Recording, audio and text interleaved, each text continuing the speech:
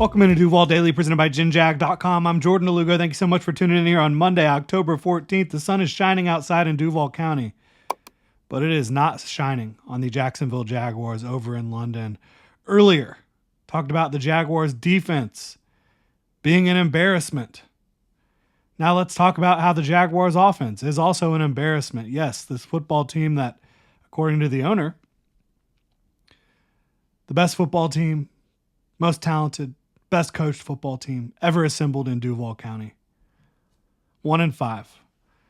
So this was one of those classic Trevor Lawrence games where Trevor gives his receivers opportunity after opportunity after opportunity after opportunity to come up with something, and they just don't do it. 4 dropped touchdown passes. You had Kirk, Davis, Thomas. You had an Evan Ingram fumble. Travis Etienne got lucky that he wasn't charged with a fumble. How do you expect to win playing that way? Not helping your quarterback out at all. I mean, Trevor Lawrence was sharp early. He was doing a lot of good things. Yeah, he did have the turnover later. At that point, I think he's just really frustrated and trying to do something. I mean, if there was one play that epitomizes Trevor Lawrence's time in Jacksonville, how about drops a dime on Evan Ingram? Evan Ingram fumbles it. Trevor Lawrence has to make the tackle. Come on. How is he the first guy there? That's incredible. I mean, that's the Trevor Lawrence experience in Jacksonville, right? Coaching, not getting it done. Talent around him, not getting it done. They take turns. And look, Trevor Lawrence hasn't been perfect this year. We know that. But he has fought through it, and he's been playing darn good football the last couple weeks. Bears have a good defense. Colts have a defense that has given a lot of other teams problems. Didn't give Trevor Lawrence any problems. He's playing good football at this time. He's played mostly good football over the last several years when healthy, right? I still wonder about like the whole flight delay situation with Hurricane Milton. And I talked about it on Friday, I think, and we've talked about it every day since. Was that going to have an impact on the way these guys played? And I wonder if it did. We'll never know for sure, but like Christian Kirk doesn't normally drop a touchdown pass. Brian Thomas Jr. doesn't normally drop a pass like that. Obviously, Gabe Davis hasn't been great. I know he's been playing through some injuries, but he's been pretty abysmal as a signing for the Jaguars. They would have been better off going in other directions there. No doubt about it. But again, could Doug Peterson have changed the flight plan, moved it up? You know, the Bears got there on Monday. They looked adjusted and ready to play football. Maybe it wouldn't have mattered at all. I mean, this is a team that has played like this defensively for the last couple of weeks. I mean, 3 out of the last 4 weeks, the defense has been absolutely abysmal. And then, obviously, against the Texans, it wasn't great either. They had some stretches of decent play. Murray's getting frustrated in the background here. But I still do wonder about that flight delay situation. That's on leadership, and that's on the coaching, and that's on Doug Peterson. I also think Tank Bigsby only getting 17 snaps. Only 7 carries? What is that? Tank Bigsby, who is like the most effective running back in the NFL right now, only getting 17 snaps. Even when Travis Etienne's not healthy. Misses most of the game with a hamstring. That's on coaching. I also thought the play calling did really devolve at times. Like it started out really nice with the scripted drive in the first drive of the game. I thought they did really nice. Murray, what is your deal? Come here. Come here. Say hi to Murray. Relax. All right. So I thought the scripted first drive was really nice. But at times there was just drives where it looked like 3 and out and the play calling just didn't do anything to get guys open, to help Trevor Lawrence out. And again, 7 carries for Tank Bigsby in this football game. It's absolutely ridiculous. What's not ridiculous is Underdog Fantasy.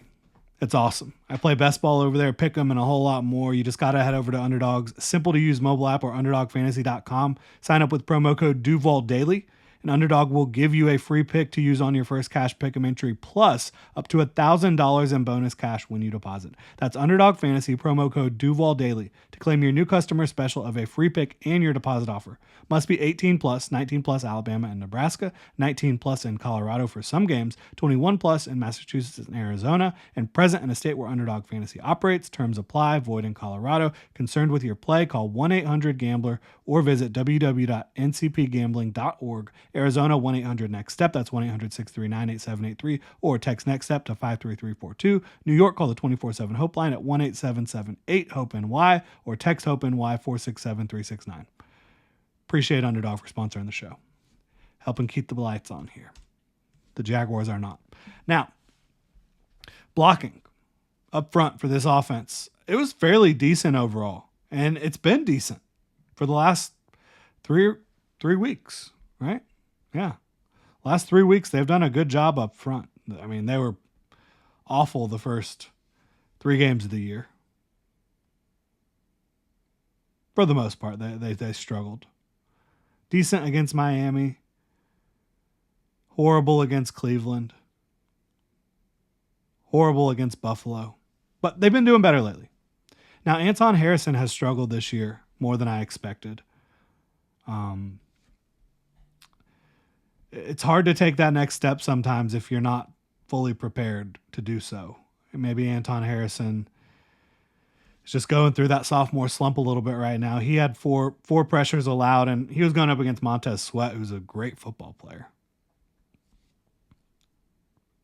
Big, physical, athletic.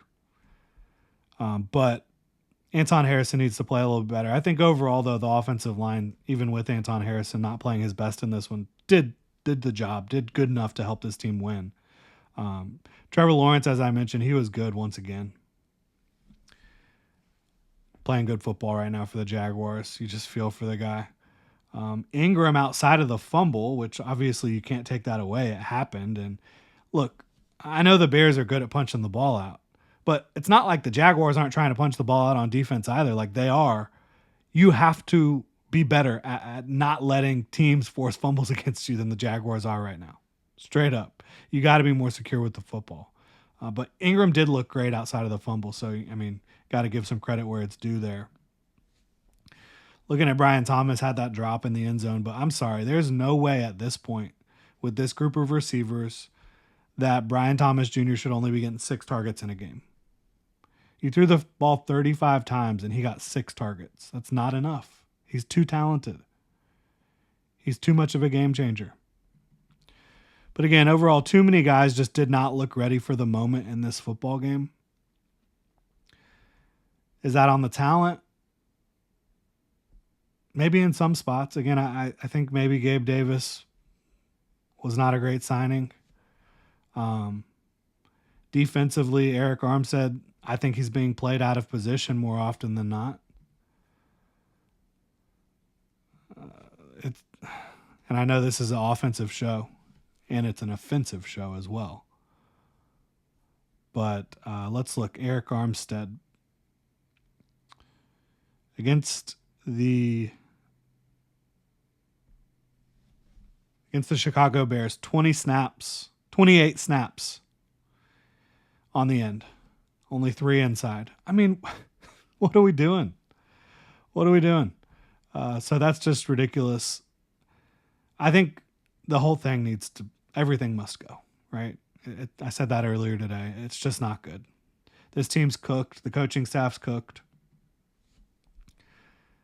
And again, I just wonder if this is just all these players have no confidence in what they're being asked to do and who's asking them to do it.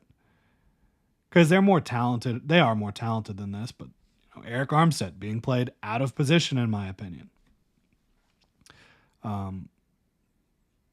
Josh Hines-Allen. Trayvon Walker. Not on the field in key moments.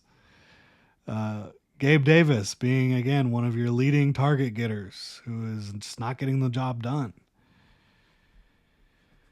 Again, I think it is mostly on coaching, but I also think that Trent Baalke, everywhere he has been, he has had issues with his coaches, and it has ended badly. And that's how it's going to go here too.